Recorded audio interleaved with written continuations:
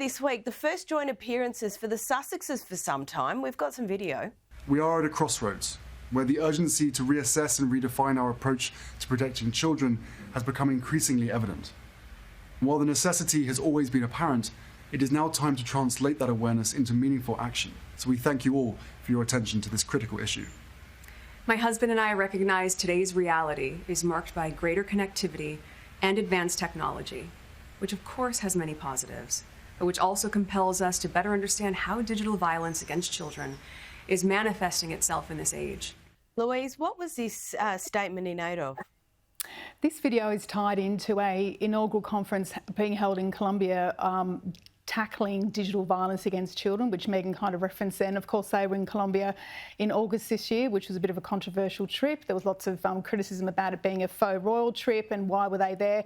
But despite all the criticism around it, I do feel they really have honed in on a very good cause here, which is protecting children in the digital space. And in fact, Harry went further to say that he doesn't believe the laws and the legislation globally actually keeps up with what kids are being subjected to. And there's plenty of loopholes where predators, and perhaps he's even addressing social media companies per se, where there's a lot of commercialisation of abuse of children online. And now is the time to actually do something about it. There's been lots of chat.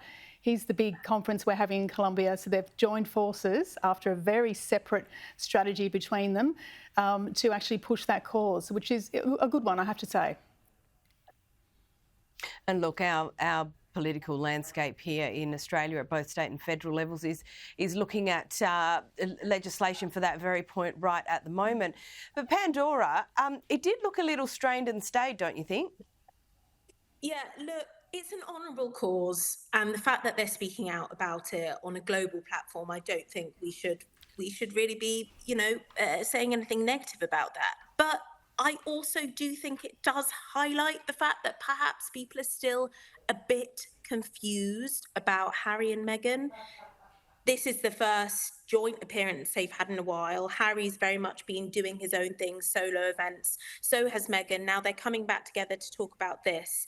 What causes do they really want to focus on? Of course, they have spoken about this cause before in the past. Is this the cause that they're now going to champion?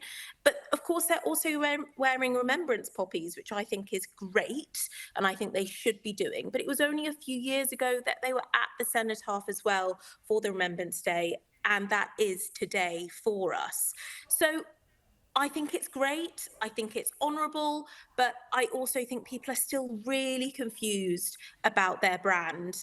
And I think it also goes to show and highlight what's next for Harry and Meghan. It's great they're talking about this, but are they going to carry on talking about this and focus in on this now? What are they doing next?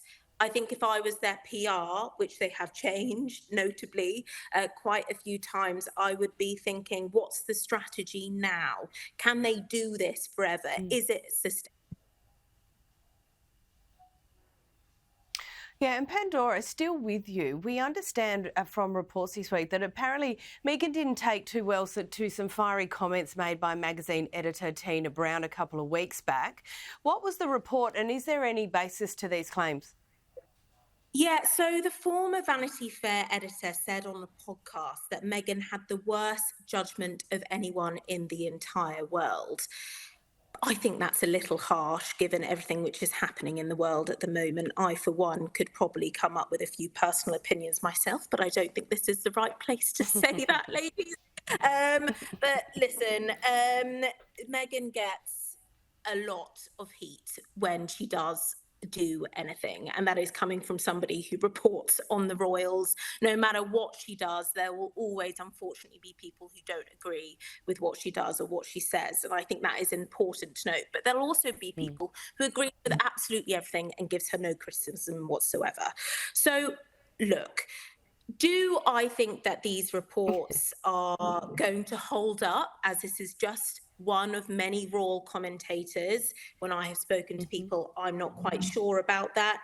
But Meghan has said herself that there is a lot of external noise and she doesn't listen to it. So I'm not quite sure on this. However, what I would say is that Meghan does need to listen, or her advisors need to listen to the public opinion if they want any way back to the royal family or to the UK in the future. And perhaps some of these comments and opinions do need to be heard to a certain extent. Perhaps not this one, but I also think they need to be fair and balanced.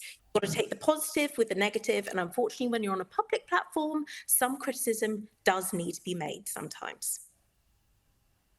And I think that's a very fair observation and a great way to end. Louise Roberts, Pandora, Forsyth, thank you so much for joining us.